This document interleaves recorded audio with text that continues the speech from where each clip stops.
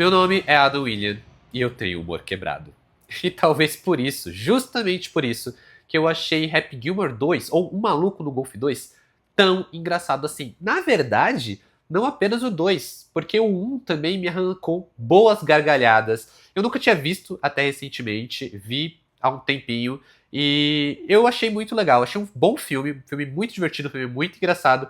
E aí eu falei, beleza, a gente vai ter o 2. A gente tá numa época onde sequências, né, de muito tempo, falei disso recentemente no meu vídeo de Sexta-feira Muito Louca 2, e eu falei sobre isso, né, dessas comédias que depois de muito tempo elas voltam apoiando a nostalgia sem ter algo pra contar. E eu confesso que esse filme, por mais que ele caia um pouco nesse lado, ele me deixou bem surpreendido, não só porque ele tem uma história legal, mas realmente porque ele é muito engraçado. Eu não tô falando aqui que ele vai ser, nossa, a melhor comédia que você vai assistir na sua vida, ou a comédia mais esperta, mais ligeira, ai, que vai mudar o gênero. Não, não, nada disso. Até porque comédia é um gênero muito difícil da gente indicar, né? Comédia e terror é muito difícil, porque é muito pessoal. Às vezes o que me faz rir não é o que te faz rir. No caso do terror, o que me dá medo não é o que te dá medo. Então é muito pessoal. Mas eu acho que se você é uma pessoa que tem um humor meio quebrado, tem um riso meio frouxo, gosta ali das comédias dos anos 90, sabe? Aquela coisa bem absurda, Ed Murphy, Jim Carrey, próprio Adam Sandler. Cara, vale dar uma chance pros dois filmes, porque são muito engraçados e são razoavelmente diferentes um do outro no tom, no estilo. Eu acho o Happy Gilmore em si, o personagem Happy Gilmore, um dos personagens mais carismáticos que eu já vi do Adam Sandler. Gosto muito do personagem ali no primeiro. É um personagem que é legal de você acompanhar, você meio que... Ele tem muito carisma, você consegue se apegar a ele facilmente, até porque lá ele tinha aquela coisa de ser o jogador de hóquei fracassado, que acaba entrando no golfe porque ele tem muito talento, e aí ele precisa salvar a casa da vovó, né? Então ele precisa ganhar dinheiro para salvar a casa da vovó. Aqui a gente tem uma narrativa semelhante, mas razoavelmente diferente. Ele está voltando ao golfe sem o mesmo apoio emocional que ele tinha antes, porque ele passou por um trauma recente que o afastou do esporte, mas ele precisa voltar para tentar realizar o sonho da filha que quer ser bailarina.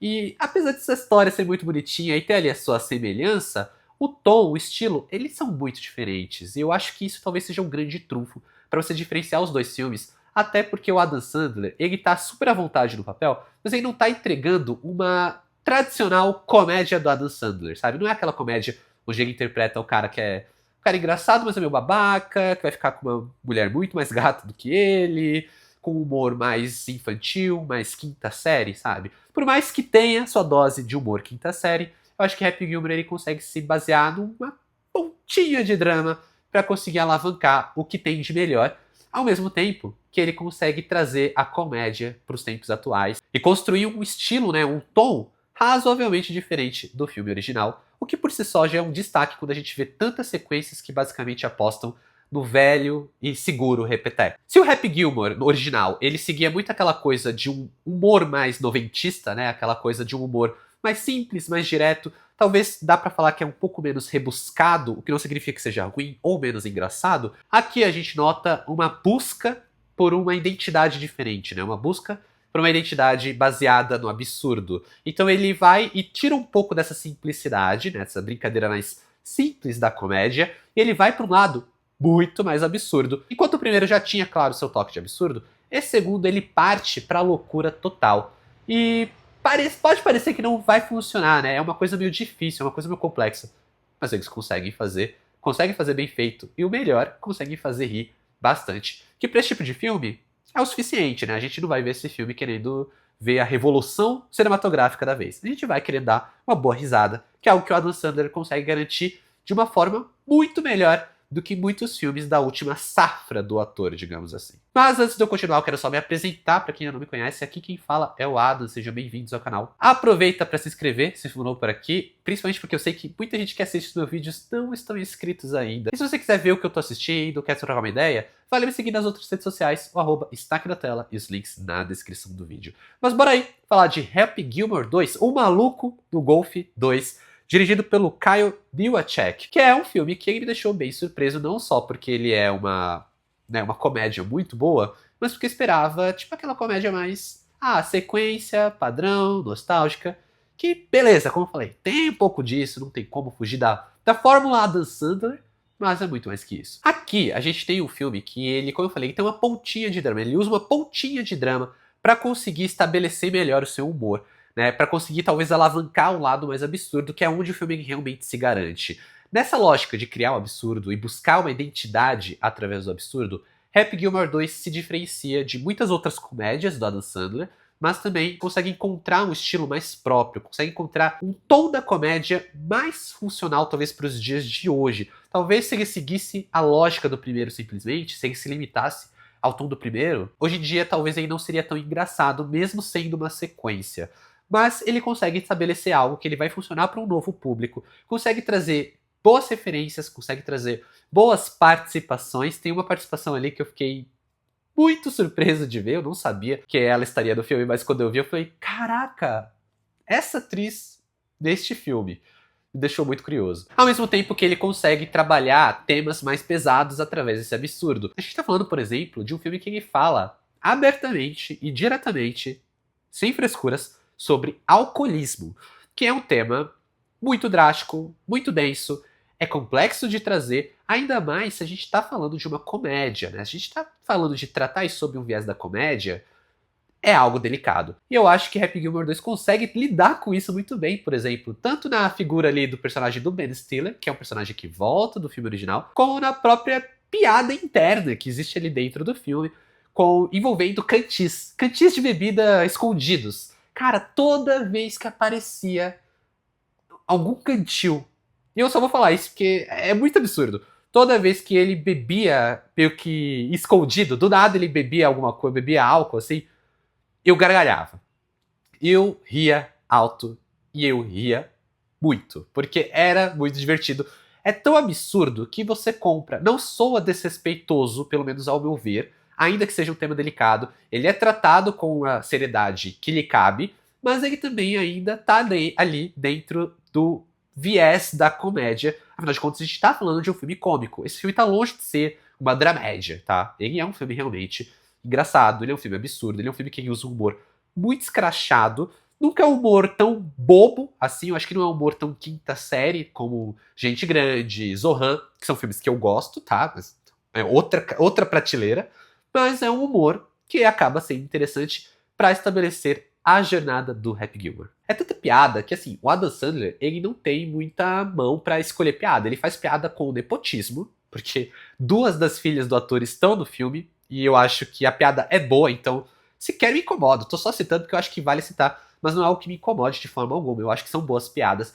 Mas, assim, toda a lógica dos vilões da vez, sabe? Toda a liga Max de golfe, que é a liga que ele tá precisando passar da vez, porque ele está voltando ao golfe para realizar o sonho da filha, mas ele está também enfrentando talvez a derrocada do golfe, né? O golfe pode acabar, o golfe como se conhece pode acabar. Então tem toda uma crítica, uma coisa meio ácida sobre uma nova geração que não consegue aceitar os esportes tradicionais, porque já é muito chato, é muito cansativo. Então isso acaba sendo mesclado nessa ideia do filme. E aí toda essa liga de golfe nova, ela é completamente escrachada, ela é completamente bizarra. Tudo isso também parte para essa lógica do absurdo, sempre bem utilizada. Eu acho que isso é muito legal. Tanto o figurino, o visual ali do vilão, interpretado pelo Benny Safdie, como as artimanhas para eles ganharem, né? Toda a ideia do quadril solto para fazer o gingado melhor, sabe? Tudo isso é muito bizarro. A piadinha ali com o cara que ajuda ele, que não tem a mão, e aí tem uma referência muito engraçada quanto ao primeiro filme, que o personagem tinha perdido a mão para um crocodilo, aí esse novo também não tinha mão. Cara, novamente, a palavra é absurdo, sabe? É o contraste entre o absurdo e a nostalgia. O absurdo é onde o filme ele dá uma ousada mais pra realmente brincar, pra tentar brincar com as ideias novas, tentar brincar com uma certa atualização da fórmula do filme original, enquanto a nostalgia é uma nostalgia que o filme, obviamente, ele traz e ele constrói isso quase como uma base de segurança, sabe? Vamos trazer aqui personagens do original, vamos resgatar situações do original. A forma como eles trazem, por exemplo, o personagem do Christopher McDonald é muito legal nesse novo filme. Não é só uma referência, eles trazem toda uma lógica de roteiro para esse personagem estar de volta. E isso vai criando essa base nostálgica, né? Vai criando essa base segura. Porque ali é como que eles estão garantindo que esse filme ele vá ser bem aceito pela nostalgia, mas aí eles podem ousar também por causa do absurdo. E aí é claro que além do fato deles terem os personagens, deles resgatarem situações, eles vão brincando com várias dessas coisas, como que atualizando para o novo público, para o novo filme. Então, como eu citei, se tinha um personagem lá sem a mão no primeiro filme, nesse novo ele também não vai ter a mão. Isso acaba se tornando uma piada da atualização, uma piada desse segundo filme, não necessariamente para um novo público, mas para quem sabe do primeiro filme, né? Para quem assistiu o primeiro filme. Temos a piada com a personagem da Julie Newman, por exemplo, que ela fala ali sobre o sonho, a fantasia do Happy Gilmore, que também acaba tendo uma atualização, acaba tendo um viés muito mais contemporâneo sobre isso, acaba sendo uma piada, porque quando a gente assiste as coisas dos anos 90 hoje, a gente muitas vezes estranha, seja uma objetificação, seja uma piada com um cunho mais preconceituoso, e aí esse filme ele acaba olhando para isso de uma forma meio de julgamento, meio de, cara, olha como eram os anos 90, sabe? E ao mesmo tempo existe um tipo de conscientização para esse filme tentar ser um pouco menos agressivo em vários momentos. Então toda a jornada do protagonista estar focada nos filhos, focado nos objetivos que ele tem para os filhos, isso é muito legal. Mas ao mesmo tempo, a piada com os filhos serem idiotas, a piada deles ficarem segurando os objetos ali, tipo, no meio das pernas, ficar, tipo, fazendo gestos obscenos. Isso tá lá, isso é parte da linguagem, isso é uma coisa que puxa direto dos anos 90, ao mesmo tempo que é uma piada boba, meio quinta série, mas eu acho que não chega a ser ofensiva. Ela só é boba. E aí cabe a cada um dar risada ou não. E nisso, o Happy Gilmore ele vai construindo essa fórmula que acaba sendo funcional. Ele vai e trabalha um pouco da nostalgia, deixa a gente amaciado pra, no final das contas, pelo menos curtir pela nostalgia, mas ele dá uma ousada com algo mais engraçado, com algo mais absurdo, com um repeteco de situações elevadas ali pra um patamar muito mais bizarro. Aí depois ele vai constrói um pouco mais a nostalgia, e aí fica nessa jogada. As participações especiais são muito boas, ele brinca com várias ceninhas, com vários personagens. Cara, o personagem do Steve Buscemi, cara, toda vez que ele...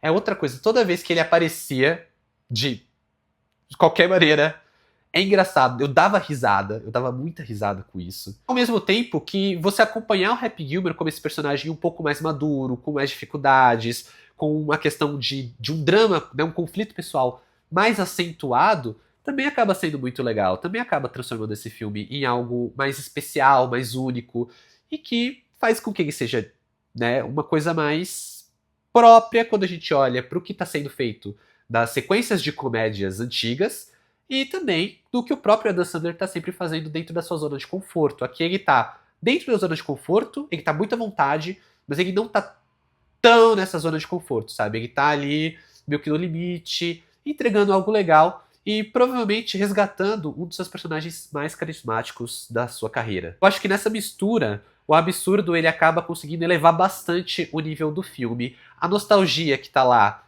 ela é forte, mas eu acho que ela não é suficiente pra limitar o filme, né, como tantas outras comédias. Sabe, eu penso ali, tipo, Debi Lloyd 2, já faz alguns anos, mas eu achei bem mais sem graça.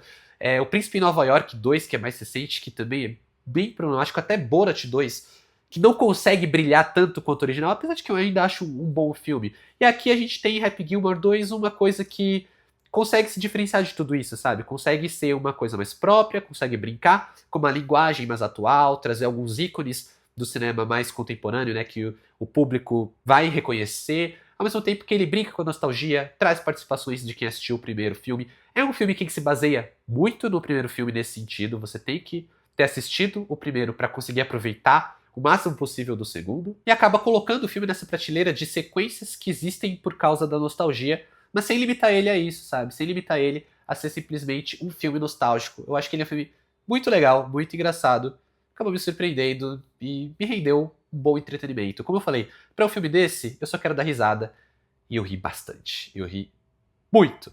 Então, para Happy Gilmore 2, nota 7.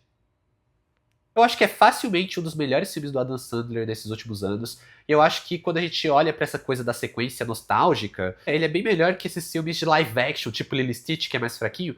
Mas ele não me surpreendeu tanto quanto Sexta-feira Muito Louca 2. Esse sim me deixou ali muito empolgado, muito feliz. Mas comenta o que você achou ou a sua expectativa para Happy Gilmore 2. Como sempre, muito obrigado por assistir esse vídeo até aqui. Valeu, falou e até mais.